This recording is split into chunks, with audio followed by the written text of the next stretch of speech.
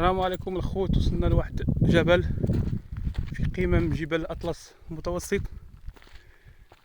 لقينا واحد القبيلة، قبيلة قديمة جدا، قديمة جدا، ليس فيها لا طير يطير ولا وحش يسير.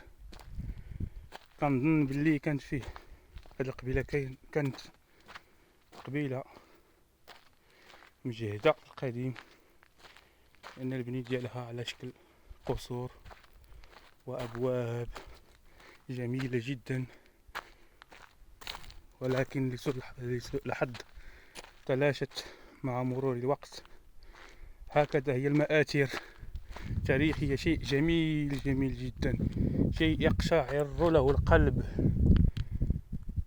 شوفوا الله يبارك، هنا بعض أبراج قديمة جدا التي تستعمل في الحراسة أمام العدو. وهنا بعد الجدران الجميلة جدا في البنية. شوفوا اللهم بارك، شوفوا الدقة في البناء والدقة في التصميم، اللهم بارك. مآثر جيدة جدا جميلة جدا. شوفوا غير من هذا الحيط كنشوفوا بان الناس القدام كانوا ناس اذكياء جدا. شوفوا غير في هذا الحيط، شوف القنت ديال هذا الحيط كيتبنى مرسوم وواقف جدا مستقيم، اللهم بارك. مآثر جميلة جدا. بعد قليل سنستعمل كاشف المعادن في هذه المعلمة التاريخية، لكي ربما سنجد شيء قديم جدا ثمين، أو شيء جميل جدا ذو قيمة جميلة جدا. سأشارك معكم التصوير من فوق، اللهم بارك. وزد في ذلك قمم الأطلس، معلمة تاريخية. سأبحث جيدا عن اسم هذه المعلمة واسم القبيلة التي كانت طاحت الرحال هنا. فيما أظن كنت أسمع بأن الرومانيين هم الذين كانوا هنا، ولكن لسوء الحظ شوفوا باحثو صائد الكنوز لم تتح فرصة لأي مكان للنجاة. سبحان الله العظيم، سبحان الله العظيم، شيء جميل جدا وفي قمة الروعة. قبيلة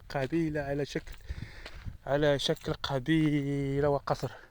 هذا هو القصر، والقبيلة توجد في تحت من القصر، أي قبيلة هي التي تحرس القصر. شيء جميل جدا.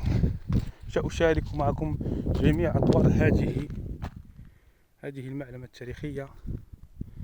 هذه هي القبيلة وهذا هو القصر الذي يوجد في الأعالي، جميل جدا. قصر وبه أبار تحت الأرض عن أنفاق، وما يسمى هذا بالمطفية، أي خزان المياه الخاص به.